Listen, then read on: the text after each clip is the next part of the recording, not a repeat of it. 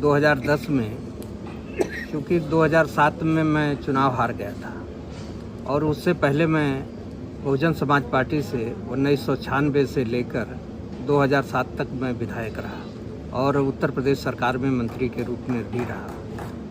2010 में एक जो मेरे समाजवादी पार्टी से चुनाव लड़ते थे हेमराज पासवान, उनके भाई की हत्या हुई थी। और उस सर, ये हेमराज पासवान रहने वाले कहाँ के थे? ये कमालपुर के निवासी थे और जो मेरे घर से लगभग 7-8 किलोमीटर दूर पड़ता है जी, उनका गांव है। और वो मुझसे 2 चुनाव हारे थे और जिसके हारने के चलते उनके मन में मेरे प्रति आक्रोश रहा होगा या जो भी ऐसी बातें रही होंगी, लेकिन उन्होंने 2010 में और मेरे खिलाफ FIR कराया और सरायमी रेसो से विवेचना ट्रांसफ़र कराकर वो अपने मनचाहे देवगांव इंस्पेक्टर से उन्होंने विवेचना करवाया।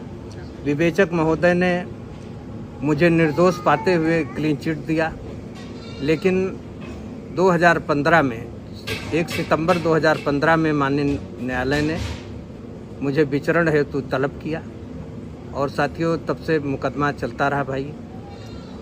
और माननीय न्यायालय ने मुझे दोषी पाया और 17 जनवरी 2020 को मुझे MP MLA कोर्ट प्रयागराज, आज का जो इलाहाबाद प्रयागराज, जो इलाहाबाद नाम से जाना जाता था पहले, चेंज करके प्रयागराज है, मुझे सज़ा की सुनाई और आजीवन सज़ा।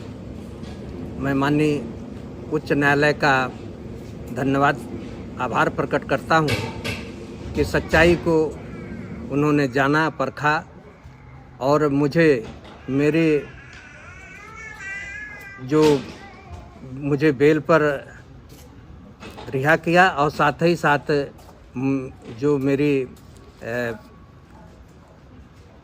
सर, एक भरोसा था कि आप न्यायालय पे इतना भरोसा करते थे कि आज हमको सज़ा हो रही है, फिर न्यायालय से आप अपील करते हैं, आपको जो है मुझे न्यायालय पर पूरा भरोसा था और मैं इतना जानता हूं कि सच्चाई कभी छुप नहीं सकती बनावट के वसूलों से।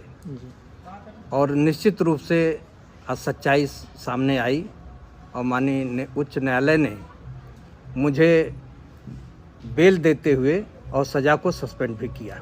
अच्छा सर, एक चीज़ जानना चाहेंगे हम आपसे कि आप बहुजन समाज पार्टी के बड़े ही अच्छे नेता, कद्दावर नेता माने जाते थे, चर्चित चेहरे थे। क्या पार्टी का आपका कोई सहयोग या कुछ ऐसा कुछ मिला आपको?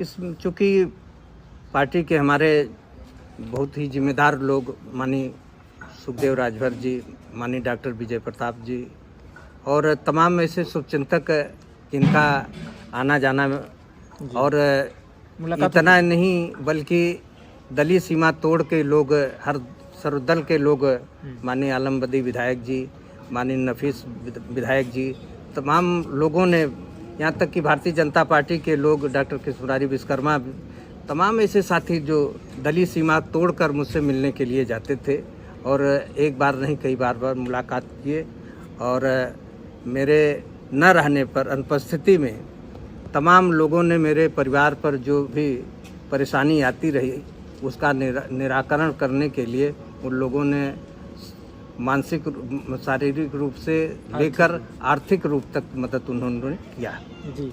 इसलिए मैं सबका धन्यवाद ज्ञापित करता हूँ। जैसे आप इतने दिन तक जेल में रहे, कुछ ऐसा लगा कि कुछ हमको ऐसा पीड़ा या दिक्कत, तमाम चीज़ ऐसी होती हैं, सरकार, आप कभी मंत्री रहे हैं, सुख भोगे हैं, अब दुख की घड़ी आई तो कैसा लग रहा था? मुझे जेल में जाने से कोई पीड़ा नहीं थी। पीड़ा इस बात की थी, वास्तव में जिस परिकल्पना, जो मानवर कांसीराम साहब का सपना था और जिस विचारधारा हमारे दिलों में बसी हुई थी कि आज जो इस देश का बहुजन समाज गुलाम और लाचार बना हुआ है, इसकी खुशहाली और तरक्की के लिए मुझे रातों दिन काम करना चाहिए। ऐसे समय में मैं जेल के अंदर हूँ और निर्दोष होते हुए मैं जेल के अंदर हूँ। और मैंने जेल के अंदर तमाम लोगों को देखा कि जेल में 80% लोग निर्दोष पाए गए। जी।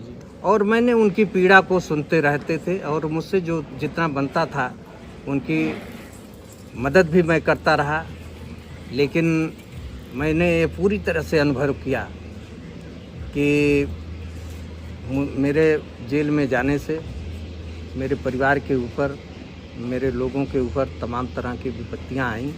उसका सामना करते हुए तमाम लोगों ने सहयोग किया। सर, अब तो आ गए हैं आप, क्षेत्र में भ्रमण कर रहे हैं, लोगों के बीच जा रहे हैं, कैसा लग रहा है? अभी मैं जब से 4 तारीख को मैं रिहा होकर आया हूँ, तब से तो मैं अभी घर पे हूँ।